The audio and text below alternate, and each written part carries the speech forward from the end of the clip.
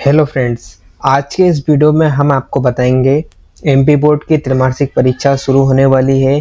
तो कक्षा 10वीं का सामाजिक विज्ञान सोशल साइंस का जो ब्लूप्रिंट आया है, इसके माध्यम से आपको कौन से चैप्टर्स रेडी करना है एग्ज़ाम के लिए, उसके बारे में हम आपको बताएंगे। और यहाँ पर आपको सॉल्यूशन भी इस क्वेश्चन बैंक का देने वाले हैं। तो सबसे पहले आपके लिए सबसे ज़रूरी है कि आप ब्लूप्रिंट को ध्यान से समझें और उसके बाद में अपनी पढ़ाई को जारी रखें।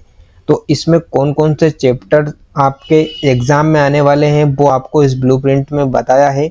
हम आपको इस ब्लूप्रिंट को अच्छे से यहाँ पर समझा देते हैं, तो वीडियो को लास्ट तक ज़रूर देखें। आप देख सकते हैं कक्षा 10वीं विषय सामाजिक विज्ञान, आपको 3 घंटे का समय मिलेगा और आपका पूर्णांक जो है 75 अंक का पेपर रहेगा। इसके बाद में हम बात कर लेते हैं बच्चों के चैप्टर कौन कौन से आएंगे आपके।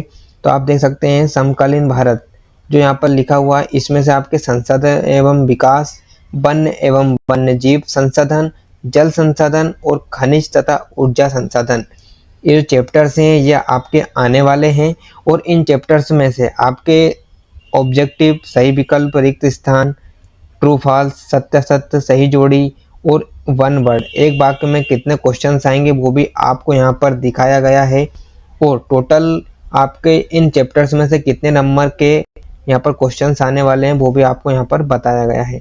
आप नीचे स्क्रॉल करेंगे तो आपको यहाँ पर और चैप्टर्स देखने को मिल जाएंगे। आपको इन्हीं चैप्टर्स की यहाँ पर बच्चों पढ़ाई करना है, इसके अलावा कोई भी चैप्टर आपको त्रैमासिक परीक्षा के लिए नहीं पढ़ना है।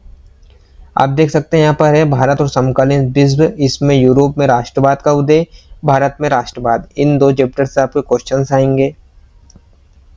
इसके बाद में लोकतांत्रिक राजनीति, ये जो टॉपिक है इससे आपके सत्ता की साझेदारी, संघवाद, 2 चैप्टर्स इससे आएंगे।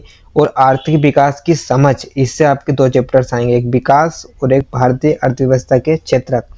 ऐसे कुल मिलाकर आपका जो है यहाँ पर 75 नंबर का पेपर रहेगा। और सारे आप यहाँ पर देख सकते हैं ब्लूप्रिंट में आपके क्वेश्चंस भी यहाँ पर दिखाए गए हैं। तो आपको इन्हीं चैप्टर्स को पढ़ना है, इसी से रेडी करना है आपको त्रैमासिक परीक्षा का सारा मटेरियल। अब हम आपको यहाँ पर इसका सॉल्यूशन बता देते हैं। जैसे कि आप देख सकते हैं यहाँ पर ऑब्जेक्टिव्स क्वेश्चंस, यहाँ पर आपको इस पीडीएफ में 35 पेज हैं। तो यहाँ पर आप इनको सोल्व करके अच्छी तैयारी कर सकते हो यहाँ पर त्रैमासिक परीक्षा की।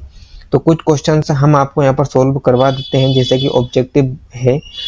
तो शुरू करते हैं। जैसे कि आप पहला ऑब्जेक्टिव देख सकते हैं, निम्नलिखित में से किस राज्य में अतिचारण या भूमि का क्षरण मुख्य कारण है। तो यहाँ पर होना तो मध्य प्रदेश या फिर राजस्थान चाहिए, लेकिन यहाँ पर आप इसका आंसर उत्तर प्रदेश लगा देना। इसके बाद में अगला क्वेश्चन है बच्चों, उस मिट्टी की पहचान करें जो लाल से भूरे रंग की होती है और प्रकृति में खारी होती है। तो इसका आंसर आ जाएगा शुष्क मिट्टी। ठीक है बच्चों। इसके बाद में अगला क्वेश्चन है, निम्नलिखित में किस मानवीय गतिविधि ने भूमि क्षरण में सबसे अधिक योगदान दिया है। तो यहाँ पर बच्चों वनों की कटाई ने जो है सबसे ज़्यादा योगदान दिया है। ठीक है। इसके बाद में अगला क्वेश्चन है, निम्नलिखित में से कौन सा संसाधन विकास की समस्या नहीं है। तो यहाँ पर जो है न्याय संगत संसाधनों का वितरण जो रहता है वो यहाँ पर संसाधन की विकास की समस्या नहीं है। इसके बाद में अगला यहाँ पर ऑब्जेक्टिव है, निम्नलिखित में से कौन सा अजैव संसाधन है। तो इसमें अजैव संसाधन आपको यहाँ पर बताना है। तो यहाँ पर जो चट्टान है ये अजैव संसाधन है। इसके बाद में अगला क्वेश्चन है बच्चों, प्राकृतिक संसाधनों का उचित प्रबंधन क्यों महत्वपूर्ण है। तो इसका आंसर यहाँ पर आ जाएगा बच्चों, संतुलित पर्यावरण बनाए रखने के लिए ये सारी चीज़ें आवश्यक है। ठीक है। इसके बाद में अगला क्वेश्चन है, अवनालिका अपर्दन मृदा को बनाता है। तो आपका यहाँ पर क्वेश्चन ये रहा। तो इसका आंसर ये हो जाएगा, कृषि के लिए ये भूमि अनुपयुक्त हो जाती है, मतलब उपयोग में नहीं रहती है। ठीक है। इसके बाद में अगला क्वेश्चन है, निम्नलिखित में से कौन सा कारक भूमि का भौतिक कारक नहीं है। तो आपको ये बताना है इसका आंसर बच्चों। तो यहाँ पर इसका आंसर हो जाएगा बच्चों जनसंख्या, ये भूमि का भौतिक कारण नहीं है। अगला क्वेश्चन बच्चों है, उत्पत्ति के आधार पर संसाधनों का वर्गीकरण कीजिए। तो उत्पत्ति के आधार पर यहाँ पर जैविक और अजैविक, सेकंड नंबर का जो है वो आपका आंसर हो जाएगा। इसके बाद में अगला क्वेश्चन है, संसाधन जो एक क्षेत्र में पाए जाते हैं लेकिन उनका उपयोग नहीं होता है, क्या कहलाते हैं। तो बच्चों इसका आंसर हो जाएगा संभाव्य संसाधन वो कहलाते हैं। इसके बाद में अगला क्वेश्चन की ओर हम आगे बढ़ेंगे।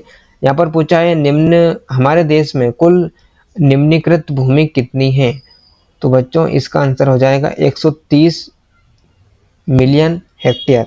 तो आपको यहाँ पर ये जो आंसर है डी वाला, ये आपका आंसर यहाँ पर हो जाएगा। इसके बाद में अगला क्वेश्चन है निम्नलिखित में से कौन सा कारक भूमि उपयोग का भौतिक कारक नहीं है? तो यहाँ पर ये रिपीट हो गया क्वेश्चन, इसका आंसर जनसंख्या आ जाएगा। अगला क्वेश्चन निश्चलन से बनी मृदा क्या कहलाती है?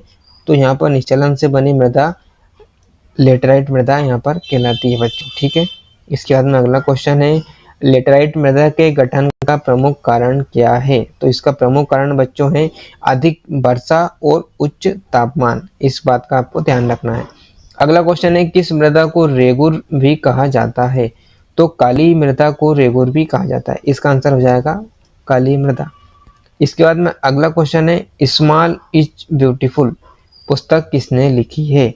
तो इसका आंसर आपका हो जाएगा आंसर फर्स्ट वाला जो है शूमाकर जो है उन्होंने ये बुक लिखी है। इसके बाद में अगला क्वेश्चन है पर्यावरण को नुकसान पहुंचाए बिना भावी पीढ़ियों की जरूरतों को समझौता किए बिना होने वाले विकास को क्या कहते हैं? तो इसका आंसर हो जाएगा सतत पोषणीय विकास, ए वाला आपका आंसर हो जाएगा। इसके बाद में बच्चों अगला क्वेश्चन है जिन संसाधनों का सर्वेक्षण किया जाता है और उनकी मात्रा और गुणवत्ता उपयोग के लिए निर्धारित किया जाता है उन्हें क्या कहा जाता है? तो उन्हें विकसित संसाधन कहा जाता है। तो ये आपके सही विकल्प हमने यहाँ पर सोल्व करवा दिए ऑब्जेक्टिव। आप यहाँ पर नीचे देखेंगे तो आपको यहाँ पर आपके फिल इन द ब्लैंक्स भी दिखेंगे, ट्रू फॉल्स, सही जोड़ी, match the column, one word एक वाक्य में उत्तर, और 2 अंक के यहाँ पर क्वेश्चन 2 अंक के, इसके बाद में 3 अंक के, इसके बाद में यहाँ पर अलग अलग आपके चैप्टर्स के यहाँ पर क्वेश्चन दिखाए गए हैं। इनके आप प्रैक्टिस अच्छे से कर सकते हैं बच्चों। आपको यदि कुछ डाउट है तो हमें आप व्हाट्सएप पर मैसेज कर सकते हैं, आपको नोट्स प्रोवाइड कर दिए जाएंगे। धन्यवाद।